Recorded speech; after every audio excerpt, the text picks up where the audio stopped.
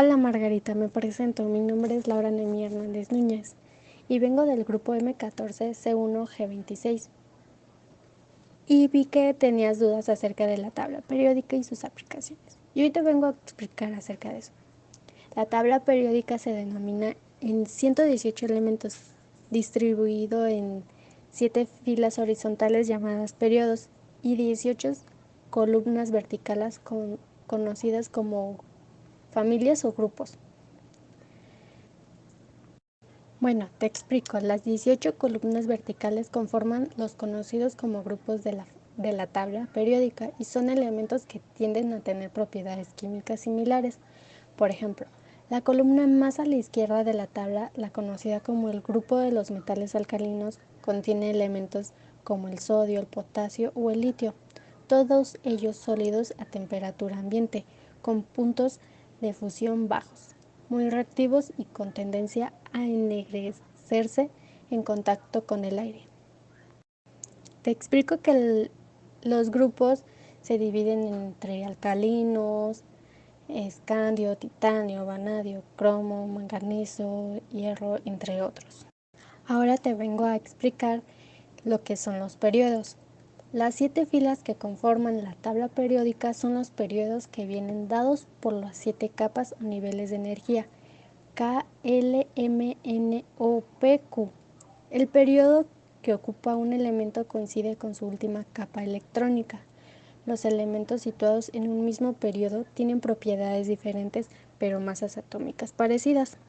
En una misma fila hay elementos que poseen distintas propiedades, pero tienen similitud en masa.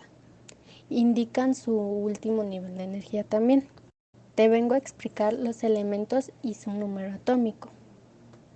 Tanto en física como en química, el número atómico es el número total de protones que componen el núcleo atómico de un elemento químico determinado. Suele denotarse con la letra Z. Cada elemento tiene su número atómico, que está marcado en la parte superior del lado izquierdo. Supongamos del helio. Su número atómico es el 2. Te explico ahora lo que es el símbolo químico. El símbolo se aparece en la parte media. Por ejemplo, del helio, el símbolo químico es una H mayúscula y una E minúscula. El símbolo químico es una abreviatura del nombre de cada elemento químico, descubierto y expresado en la tabla periódica.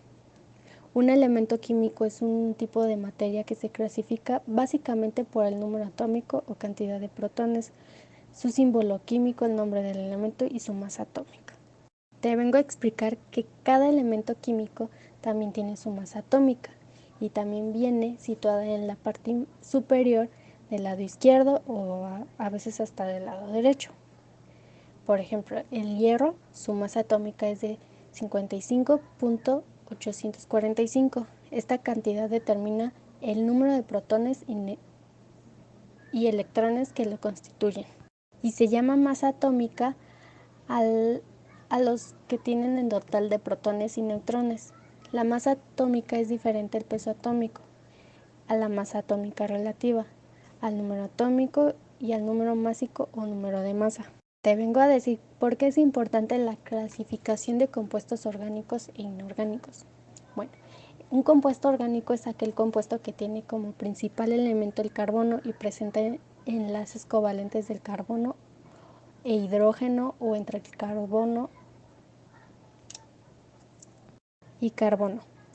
Otros elementos que tienen posibilidad de conformar parte de esta clase de compuestos son el oxígeno y el nitrógeno. Los compuestos orgánicos son los recursos estudiados por la química orgánica, siendo los demás recursos compuestos estudiados por la química inorgánica. Un compuesto inorgánico es todo ese compuesto conformado de dos o más recursos químicos, los cuales carecen de carbono o de presentarlo carecen de enlaces entre carbono y el hidrógeno. El carbono pertenece a los recursos clave en la estructura de los recursos orgánicos. No obstante, hay compuestos como el monóxido de carbono, CO, y el dióxido de carbono, CO2, que son inorgánicos y sí muestran carbono entre sus elementos. Ahora te vengo a explicar que los compuestos orgánicos y los compuestos inorgánicos tienen ejemplos. Por ejemplo, el metano CH a la 4.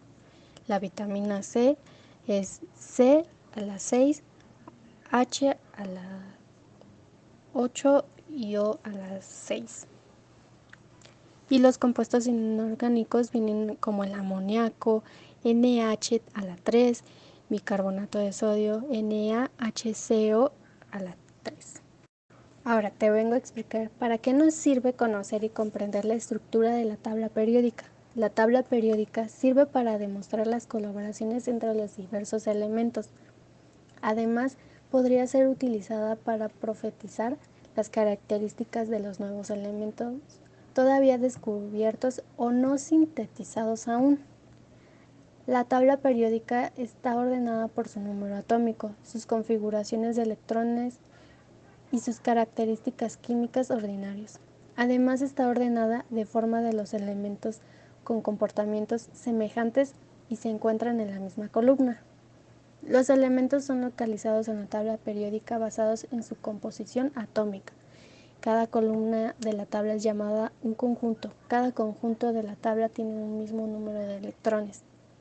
Es simple descubrir el número de electrones en la cáscara externa de cada factor de la tabla. Y eso es por todo, Margarita. Espero resolver todas tus dudas. Gracias.